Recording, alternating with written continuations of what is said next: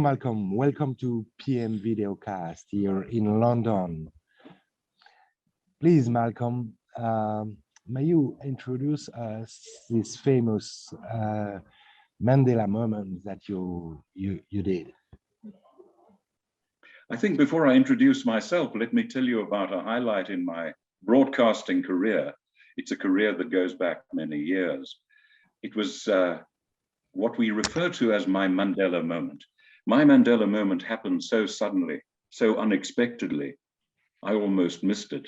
I was in the booth doing commentaries on the 1995 Rugby World Cup final, South Africa versus the All Blacks. We were delirious with joy because Joel Stransky had kicked us to victory.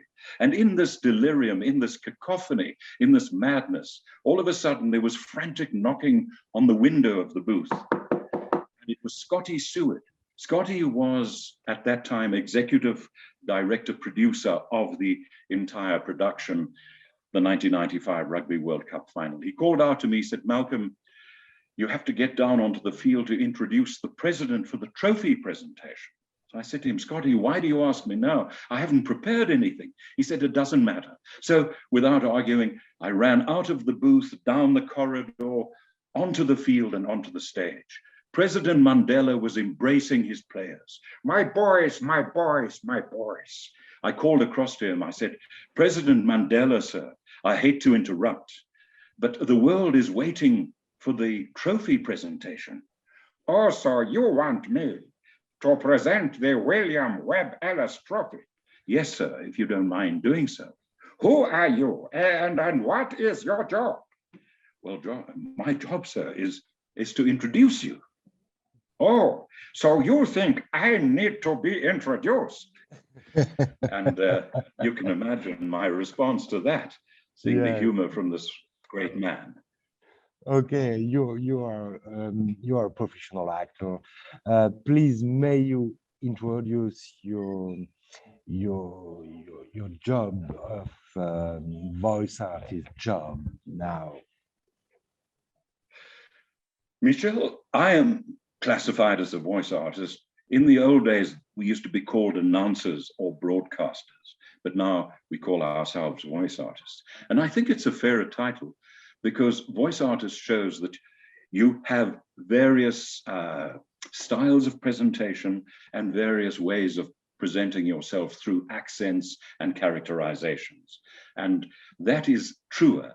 So it's a case of getting the reader, being the voice artist, to read the message that is most appropriate. And that is why the potential of a voice artist is far greater than the potential of an announcer or a broadcaster. A voice artist can read radio and television commercials. He can act as a master of ceremonies. He can act on stage.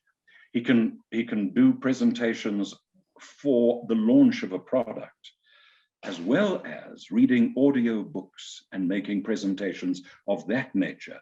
And I spend my current life reading audio books. That's what I do all day in this little studio, and it's wonderful. And what sets your voice artist job apart? What is a part on your job?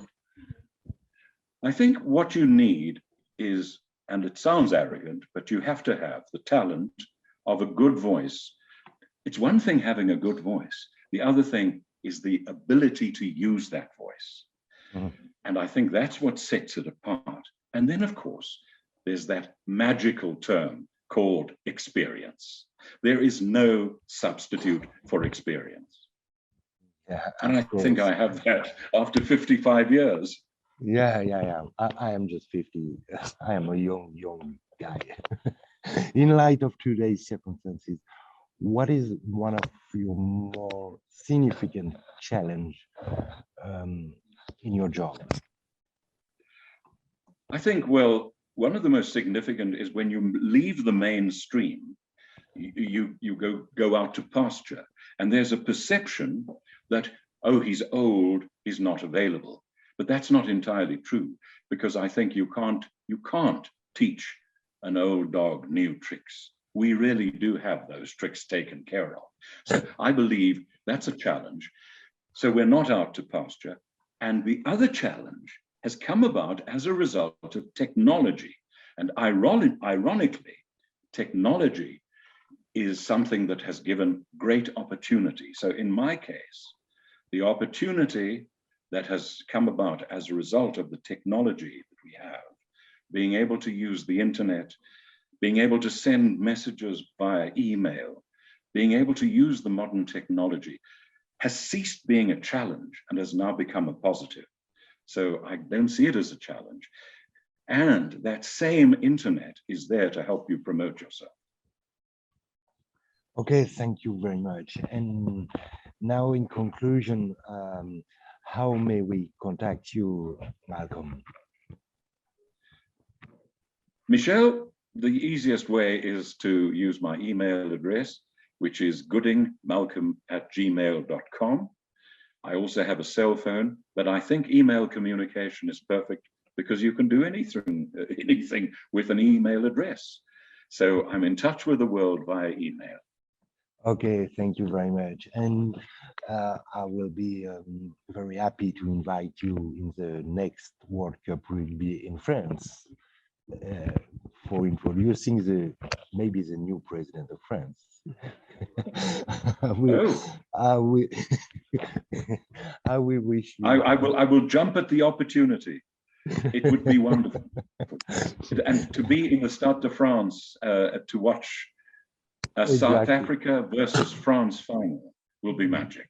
Yes. How does that sound? How does that sound to you, Michelle? Okay, let's do that. I wish you. Let's make a date. It's only 2 years away. Yeah. I wish you the best, and I say you bye-bye. Merci beaucoup. Au revoir. Bye.